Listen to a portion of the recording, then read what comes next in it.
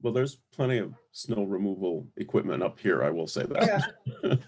Yeah, I lived in Toronto for 8 years, and they had these wonderful machines, and what they would do is they would pile up snow. In all my time in urban cities, mostly Chicago and Minneapolis, many years ago, I don't remember. Well, we should probably get started. So let me welcome everyone to Core Conversation number 4, the last Core Conversation of the fall, but we have a lovely series set up for the spring. Joe Knippenberg is one of our speakers in the spring, and Dan Cullen and Rick Camber, and so we'll be getting word out about that soon. It looks like the series will mostly be in February and March, but we'll get the details out. We'll get the details out soon.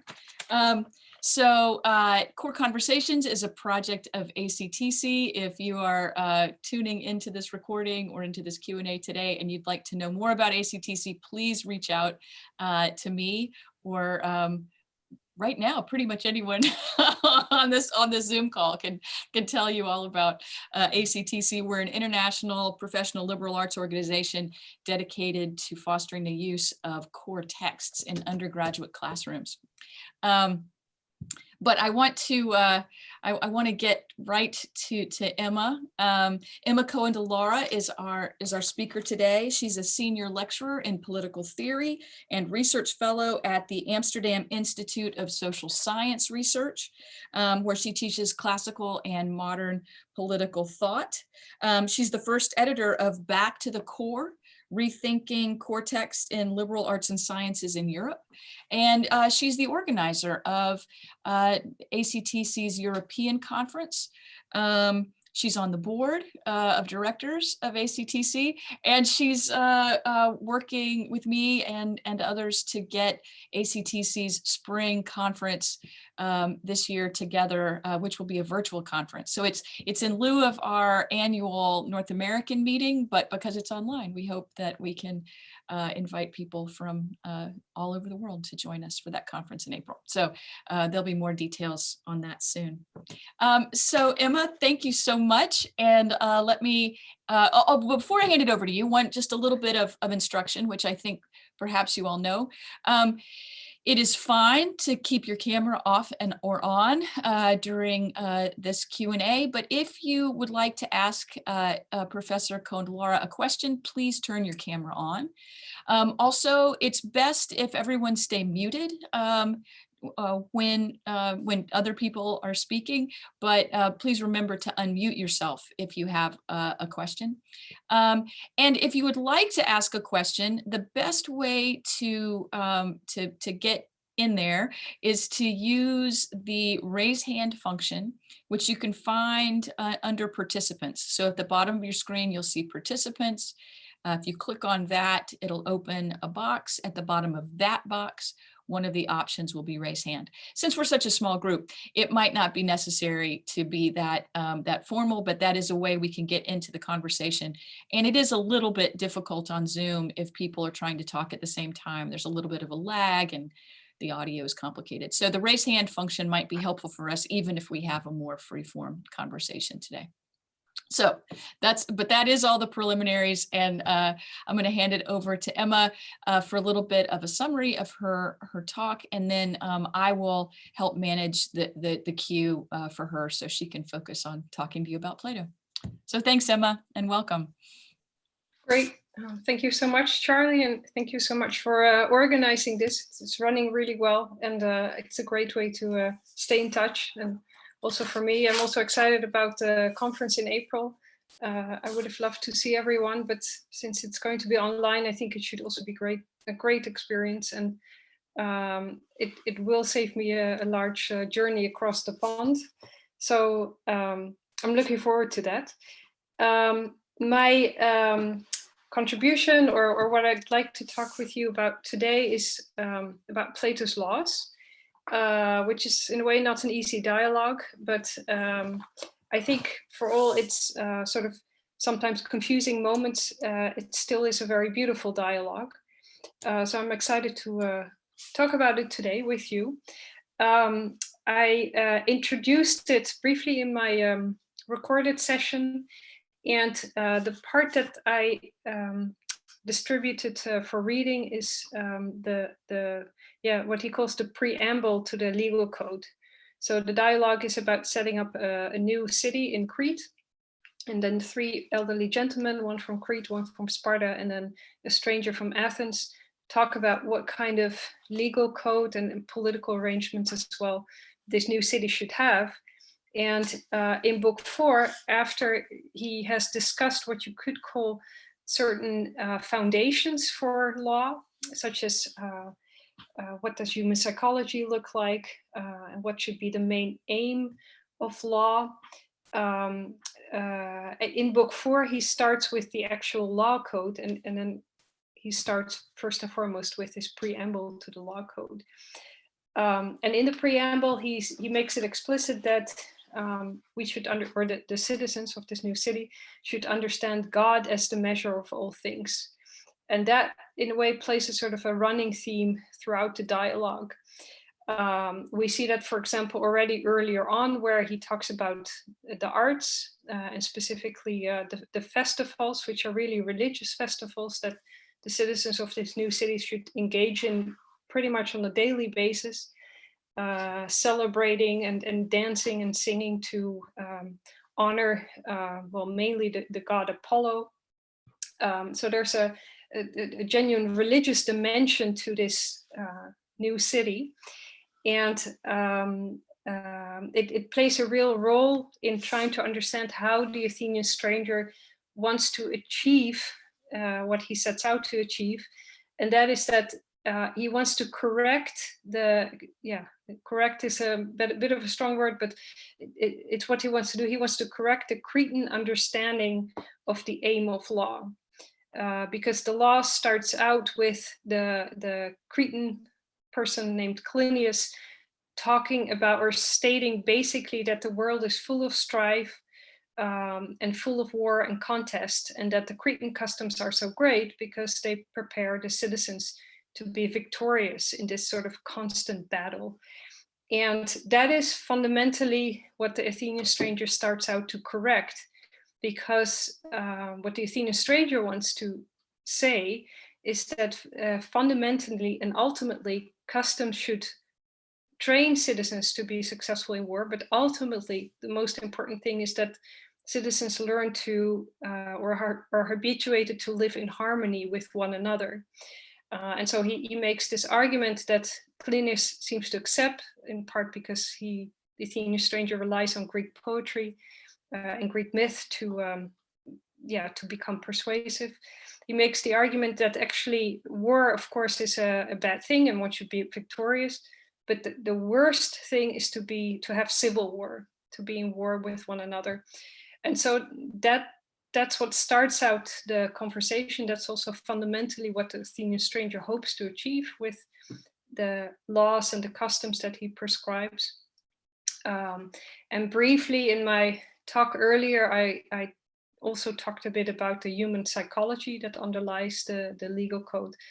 And the Athenian stranger in book 1 gives the image of a puppet. So human beings are puppets on strings, and these strings represent the different passions that pull us in all sorts of directions. And he says, well, and the human being should follow the golden cord of reason. And that is how a human being can make a virtuous choice between all these different passions that pull him one way or the other. So that for human psychology, and then you can say, well, where's the divine or religious aspect here? Well, long story short, I think what he's trying to make clear, I mean, this puppet image it's also a story, right?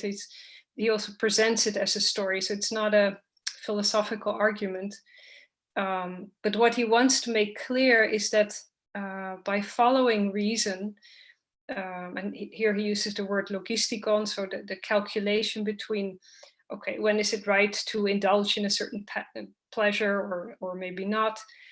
And by making these reasoned calculations, the puppet in a way follows, becomes part of a larger, lives a harmonious life, is in harmony with his passions and desires.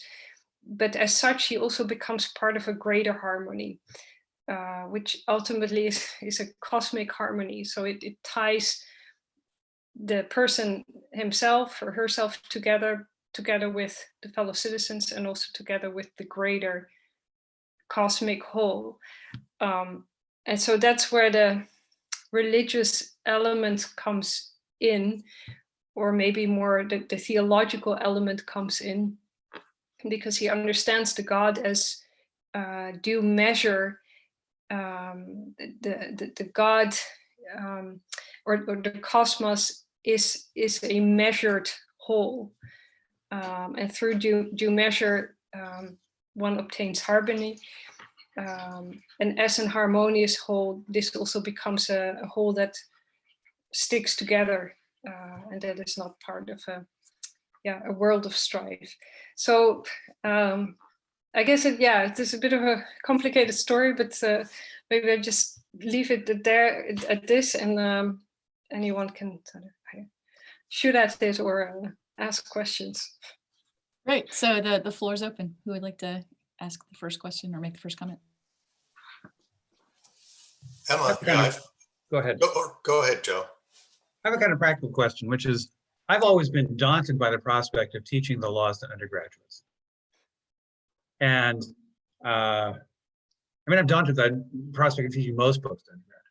But how do you, in what sort of context do you teach this to undergraduate students? And how do you sort of lead up to it, and what do you pair it with? I mean, the way you've explained it, it seems to me there are a lot of ways in which it is a kind of important text for understanding, for example, the difference between the ancients and the moderns. And it says things more clearly than one could find in some other Platonic dialogues. But what's your sort of pedagogical context for introducing students to this?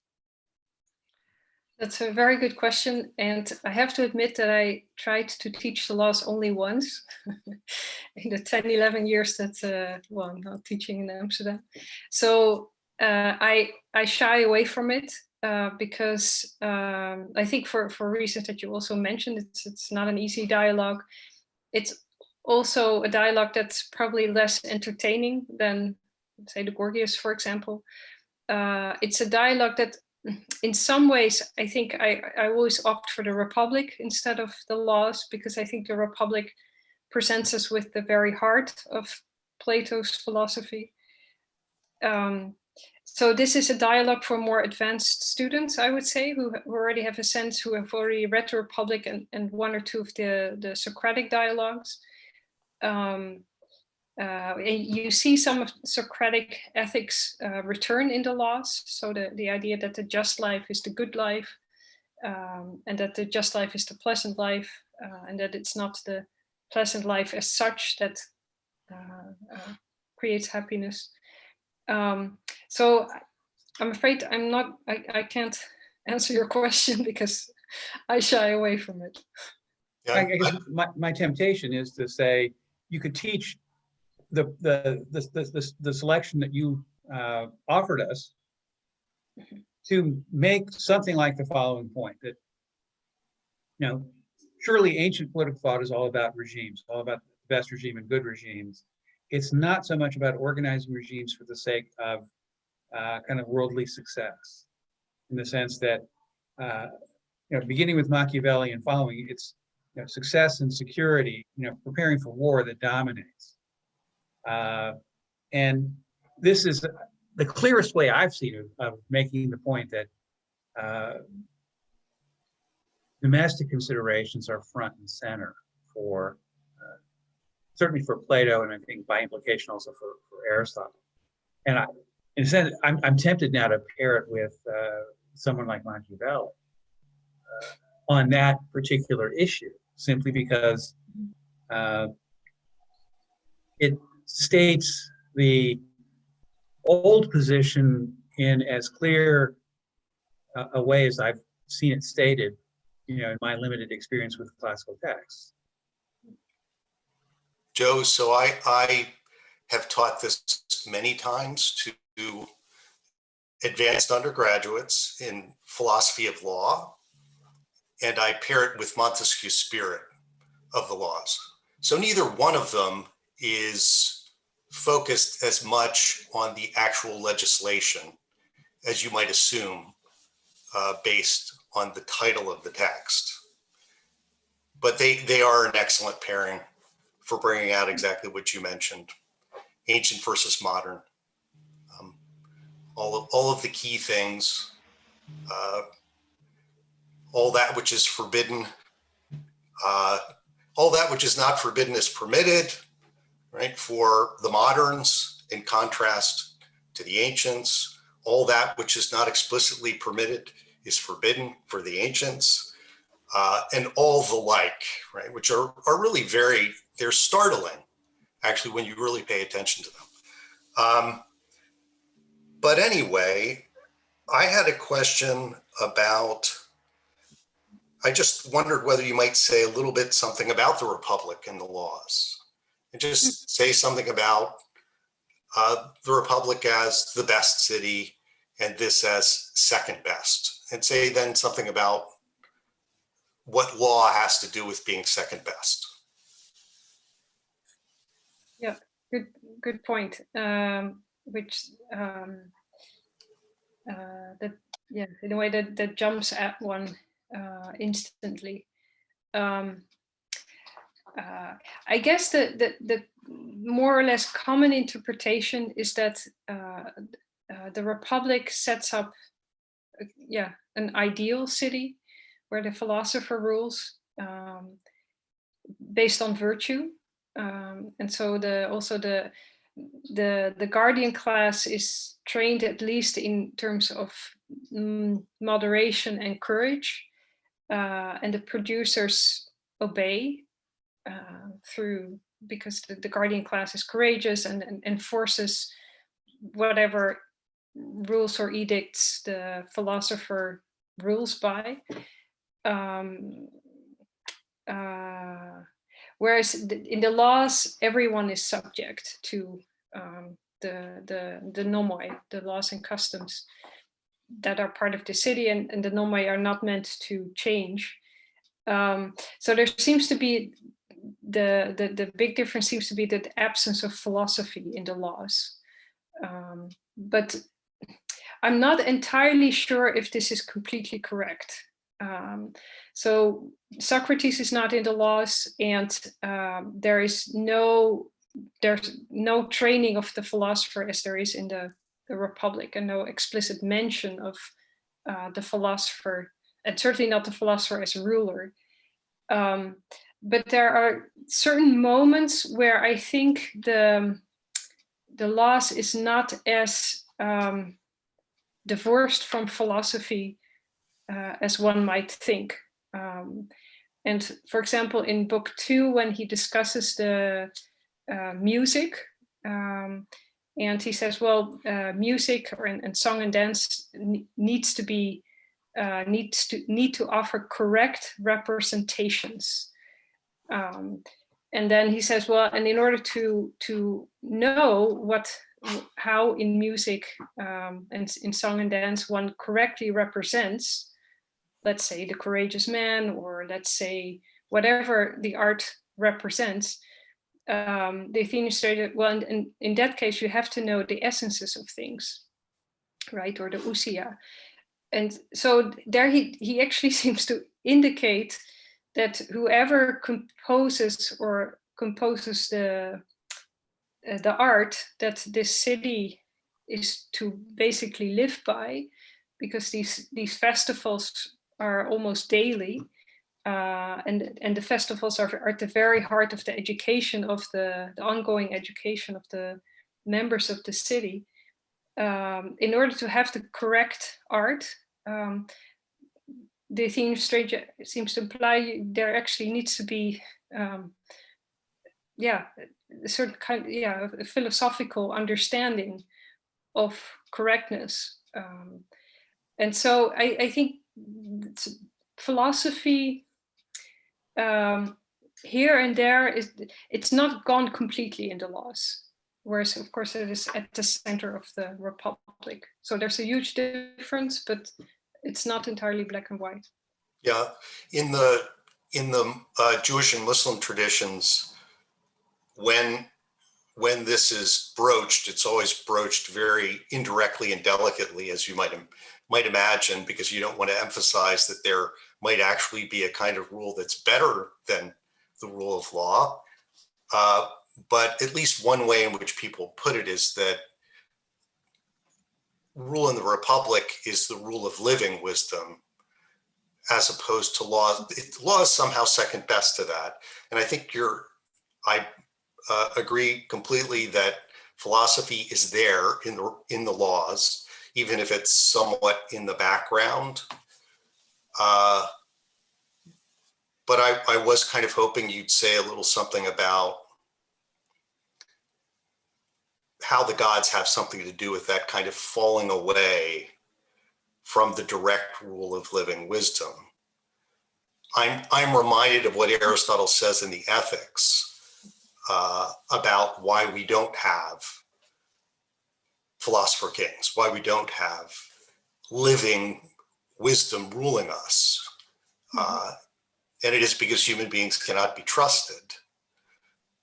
So then that, of course, raises the question, how are the gods and law serving as some kind of a substitute for that rule of living wisdom? Yeah, that's an interesting question, because so there can be a certain doubt about whether a philosopher, in the way Plato understands it in a republic, can truly exist, truly wise, someone who fully grasps the good. That might be one part of the argument. I think while you were phrasing your question, I think another problem that we could consider is that even if the philosopher existed, can he be persuasive enough in order to impose his rule? Or even with the help of the guardians, can he still be persuasive enough? Because I think what's happening in the laws is that with all the appeal to the gods and mythology and poetry and all the stories that the Athenian stranger presents us with, I think the need for persuasion is sort of in the front of his mind, that pervades everything in the dialogue, not only on the dialogical level. He really needs to persuade and entice and to make his interlocutors amenable to what he has to say, because he is critiquing their customs, and these are elderly gentlemen, and yeah, who wants a stranger critiquing your customs and correcting them in a way, but also in terms of how the citizens would actually subject themselves to the laws,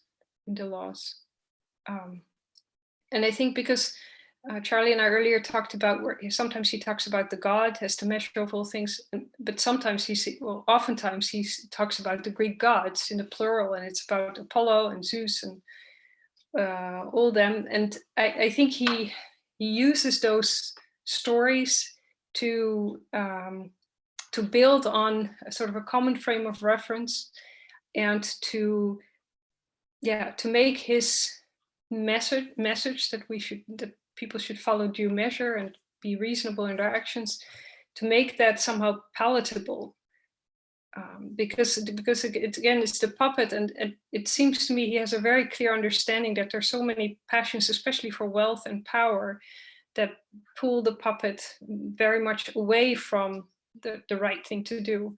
So there's a very strong need for persuasive stories, I think. Let's pull Paige in. Paige, unmute yourself, please. There we go. First off, I confess I have not read the laws except for the passage that Emma gave us. And all the Plato I've read has been the Socratic ones. So I'm proceeding from ignorance here. But one thing that interests me a lot is Emma, if you could talk to us some more about the differences between the Athenian stranger and Socrates. I get mad at Socrates when he's dissing the arts, when he's criticizing the arts. And so it sounds as if the Athenian stranger would please me when he's, suggesting an arts festival every day. That sounds good to me.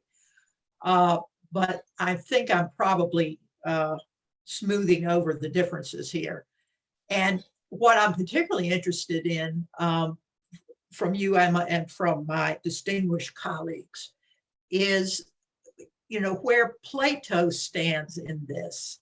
He created this vivid character in Socrates. And now we have this Athenian stranger who seems, just from an outsider looking at this one passage, kind of wussy, let's let the gods handle all of this.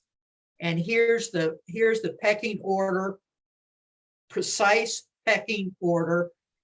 Can you help me with this? And particularly, this triangle I'm suggesting of Plato and then Athenian stranger and Socrates. Is the Athenian stranger a corrective for Socrates or more of a foil to set off his virtues? I don't know. Or both. Well, the Athenian stranger is less funny than Socrates, much less ironic, so less enjoyable. Perhaps in that sense, it seems to be a bit more conservative, maybe a bit more authoritarian. He is someone who, he indicates in book 1, I think it is, that he has traveled to many places, but he's never seen a symposium conducted correctly. So he seems to be, that made me think, okay, so maybe he's more or less someone who was part of Plato's academy, and who traveled. I mean, Plato also traveled to look at the different law codes and customs in other cities. So he also presents himself as an expert at that moment. But it's also different from Socrates, because Socrates says, I never left Athens. I think once there was a military mission, but that was about it. And he refuses to leave Athens on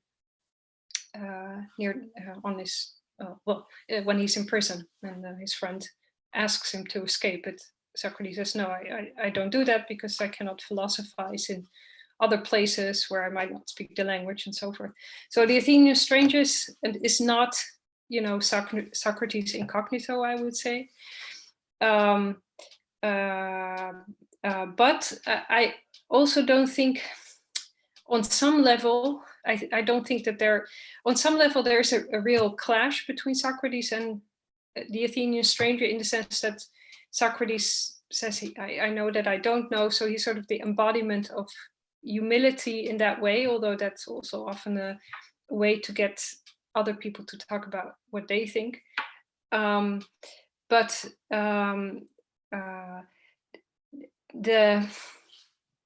It's a bit more on a doctrinal level, maybe, but I don't think his ethical conceptions of the Athenian stranger do not necessarily clash with Socrates' ethical conceptions, namely that, for example, the virtues of the soul are of a higher order than the virtues of the body.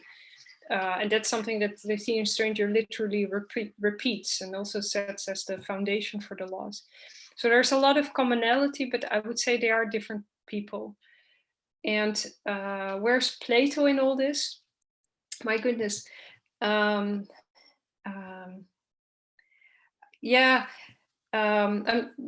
not sure if I'm answering your question here, but I see the nomoi as sort of the final well-intentioned dialogue that Plato wrote in terms of trying to give something to mankind or whatever, that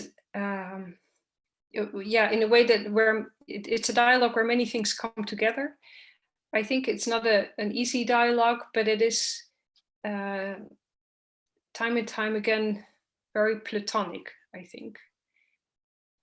So yeah, I do think it's really Plato trying to work out what a well-ordered city would look like, sort of almost in real life, but not in real life.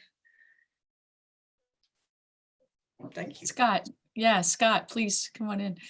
Sorry, Paige, did I cut you off? Did you want to follow up? No, I was gonna listen to Scott. Okay, Scott. Thank you. Thank you, Emma, for all the presentations and the answers you've given. I want to be very small-minded in this.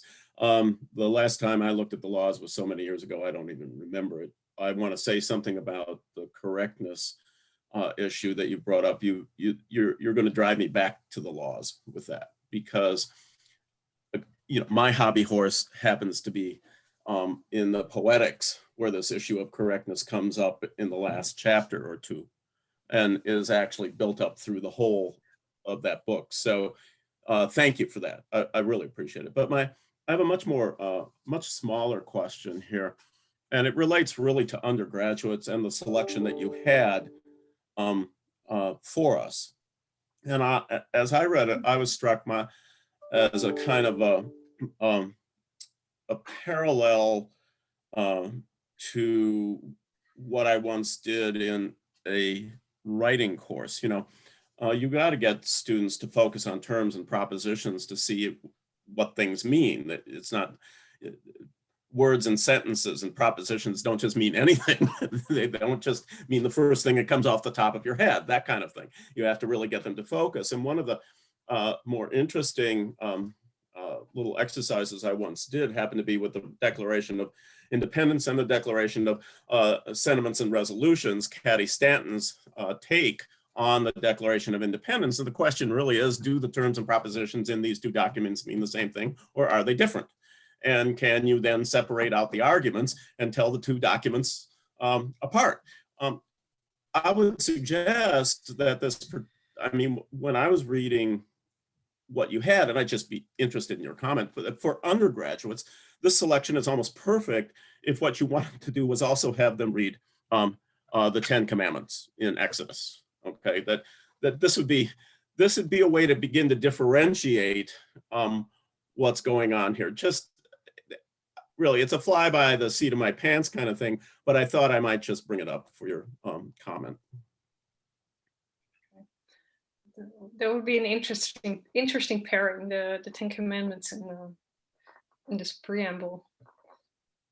Well, you get, how's God functioning? Why are you paying attention to God? What are the relationship to the parents? What matter?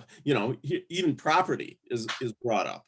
Okay, so and therefore envy and so forth. So I was just curious if that had ever crossed your mind.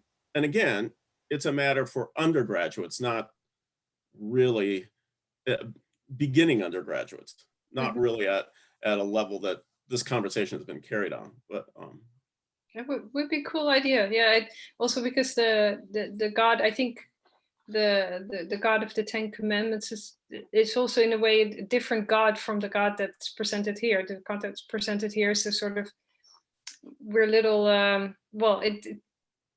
me it feels like a very impersonal and unfamiliar God. Whereas the God of the 10 Commandments is not impersonal. He's just, and he expects justice from those, from those he has created, from people.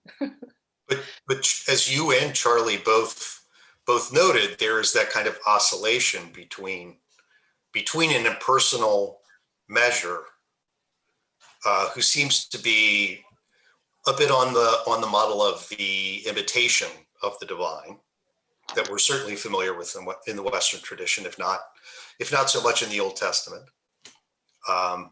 But by the way, when people have done the comparison you're talking about, Scott, And I'm not necessarily thinking strictly of undergrads, but just doing the comparison, it's really interesting to notice that actually the way the gods appear in the laws are, it's just much, much more like the Old Testament than the laws is in comparison with modern law. Okay. Modern law and the gods, I mean, it's really quite similar, in fact. So. I wonder if, oh, sorry. Well, just on that same subject, if you bring in the summary of the law from the New Testament, it seems to me that that requires more thought. Does it not? If you get a summary of the law, says love your neighbor as thyself, that takes more, that puts more on the human being to carry that out. To interpret, yeah, to carry Yeah. that out in practice. Yeah. This, this seems very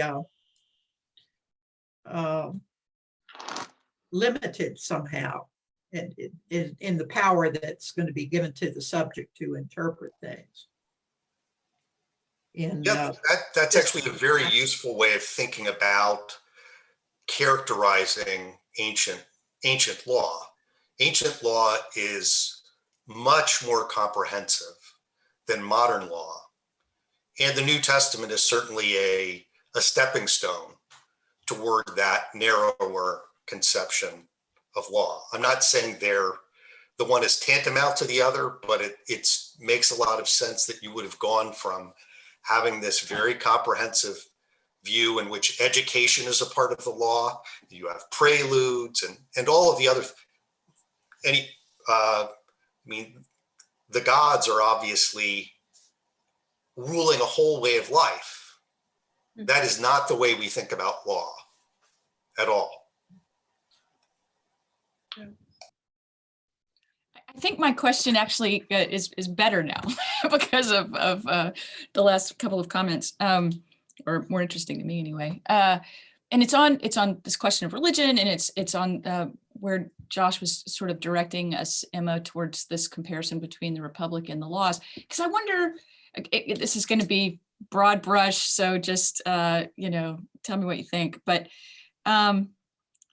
between the two texts, do you think there's something like this coming through, that calculating reason, logistikon, can do a lot of good work for cities and souls, but only if it's guided, in parentheses, the Republic, by living wisdom, or there's a deeply might not be the right word, a very active, consistent presence of religious convention. So either living wisdom or festivals every day.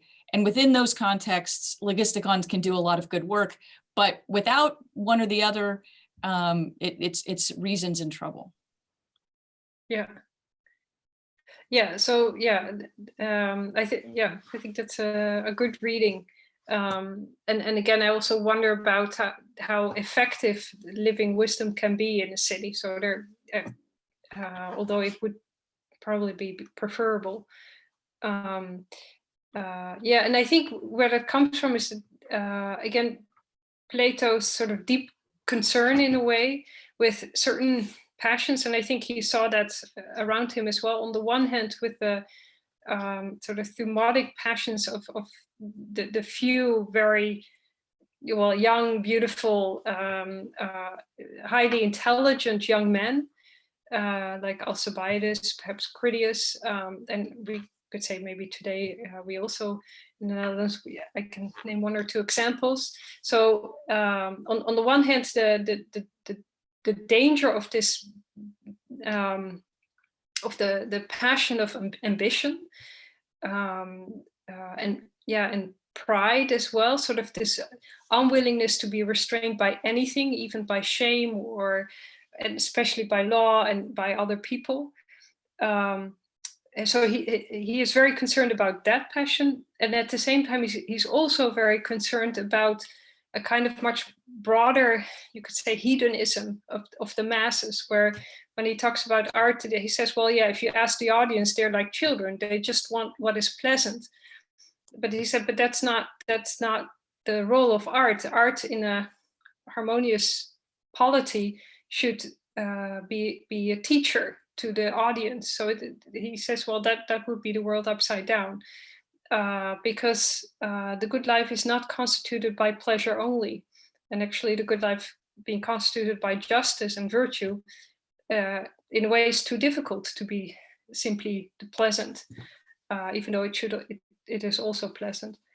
So I think it comes what you say, that either there should be living wisdom or there should be a very thick sort of religious convention, comes from his concern of the human passions that are too strong and persistent, and it's the idea that there cannot be harmony if you take that out of the consideration, which we tend to do more in, liberal societies. Although you could say, well, we still implicitly develop certain virtues and so forth, luckily. But I think he was more aware of it, and I think maybe today we're sometimes taken aback when we see this, a populist leader, or maybe sort of a chaotic, also in Corona times, chaotic.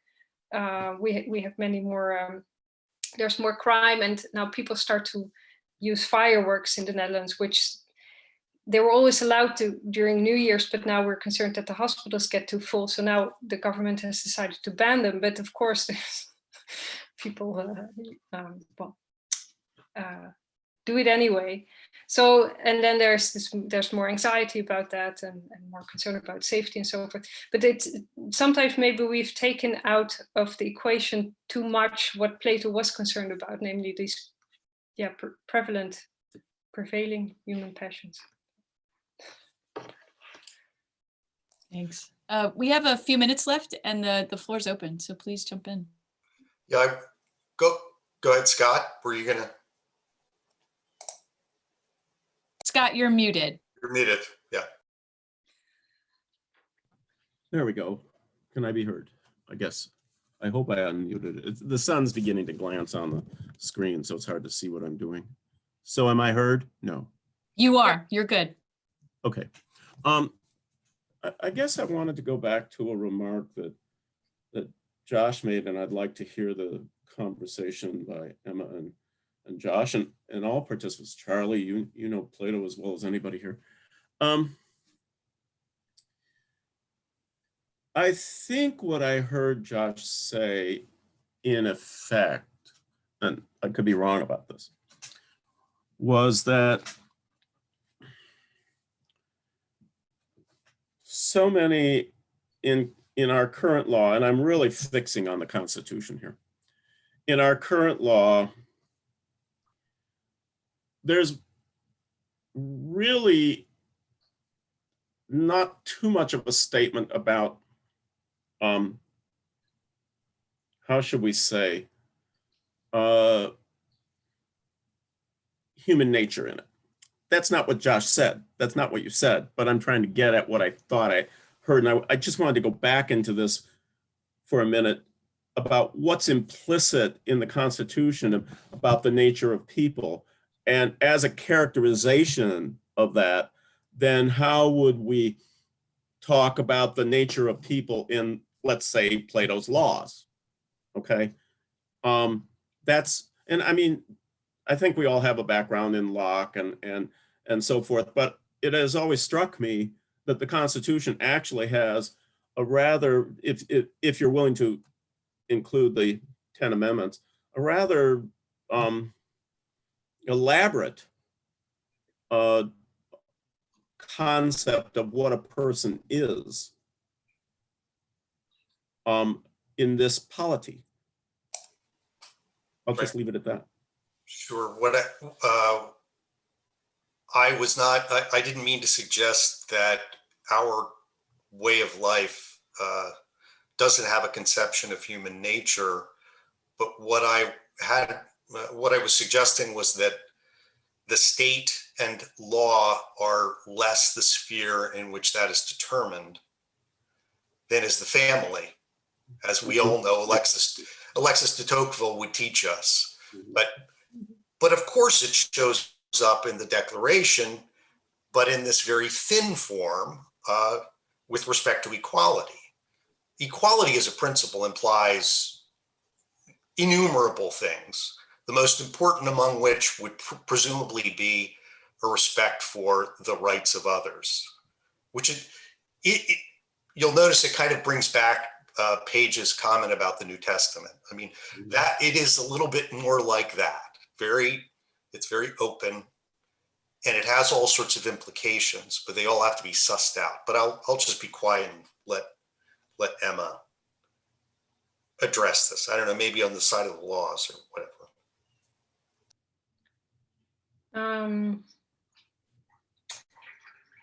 Yes.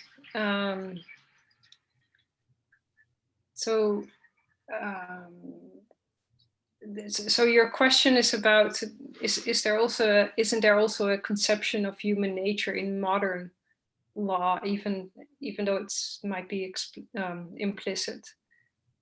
Well, I mean, I guess in modern law also, if you look at the American Constitution and you read the Federalist, you get a good sense that they are aware that man is ambitious, and man also has certain, even greed, I think, comes up, but ambition is to be made, ambition is to counter ambition, so there needs to be checks and balances and so forth. So I think there's also a conception there of human nature, but Plato wants to, law is meant to educate. And by education, he means to shape, to form the citizens in a way that the American Constitution or American law is not. That's not the goal, to shape American citizens into less ambitious, less greedy human beings. That, I mean, the American law, like Dutch law, also is based on the liberal understanding that there's a private sphere, and that law is meant to prevent people from harming each other and so forth, and to regulate sort of social life, but not to provide paideia, or to provide the formation of the members of the polity. And Plato is clear that, and that's also why these stories and preambles are so important, because that's the, it's not just about persuading people to obey a certain rule and to act in a certain way, but to that opinion should become part of your understanding of the world and of life. So it's, and also these religious festivals are meant to give you certain, to really shape your character, are meant to help you feel pleasure and pain at certain things. So to help you feel pleasure at the, being part of a polity, being in a harmonious relationship with the other, and to also help you feel shame for example, being greedy, or for being, lusting after power too much. So it's really, I guess, really, Plato is really trying to shape the character of the people. Very briefly, if I could just comment on that. I suppose the checks and balances aspect of the American Constitution is about, in fact, keeping things like ambition and greed in check, at least in the regulation, not only of the governmental functions, but also ultimately the relationship between the Constitution and the rights is a checks and balances business. It's meant to restrain the government with respect to its citizenry, as well as opening up what the citizenry can do. Okay, so I guess one quick question, one horrible quick question. why read the laws or why read the Republic if, as Josh and you and others have characterized this, that our notion of law has so changed, right? That the function of law, we don't even operate in this function of law, is the way the argument has been going. I'm not saying that's not true. I'm saying there must be a side to this discussion other than the personal interpretation. Well, at least in your own life, here in a liberal society, you could try to live by the laws if only you could, you know. There must be a wider sense of why this would still be worth engaging in. I'm not saying there isn't, you understand that, but I think it's implicit in the nature of this discussion that we've kind of said, well, here's pile A and here's pile B. You know, what's the bridge between them? I would actually like to hear Josh, because I kind of know for myself, but but this is your, yeah. So my basic response is that when we think about how free we are, we assume that it's wonderful and advantageous. I think actually when you read works like Plato's Laws, you discover, in fact, in many ways, how deficient our way of life is. I mean, I'm putting it incredibly bluntly and crudely here because we don't have much time, but roughly speaking, that's my answer. And if you want me to elaborate on it, I'll elaborate on it, but I don't know that we have time, and I don't want to get in the way of Emma saying something. I think that's a great comment. I share it. I think, I mean, today in America, especially actually, but also in my own country, there's a lot of concern about polarization. So civic harmony seems to sort of crumble through our fingers.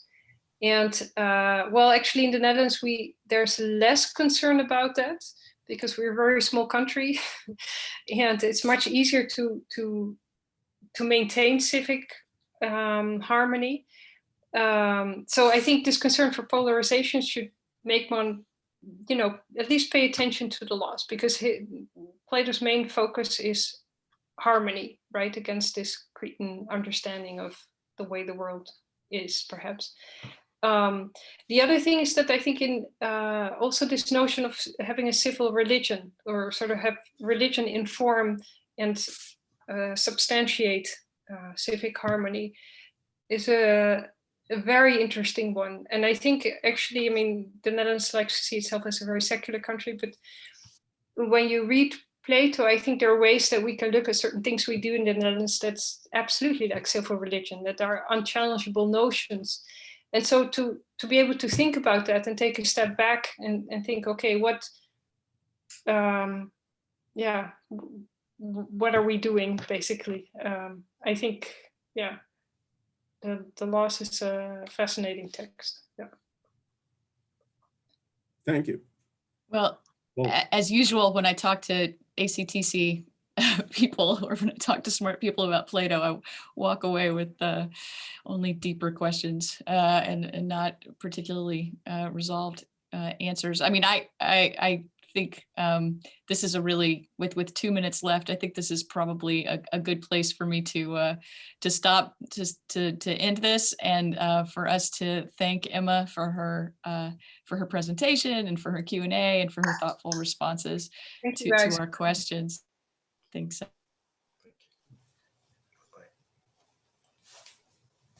Bye, friend. And join us again. Sorry, invite anyone who's out there that's watching this as a recording to join us again in January or February for more core conversations. So thank you and see you soon. Thanks. Bye-bye. Bye-bye, everybody.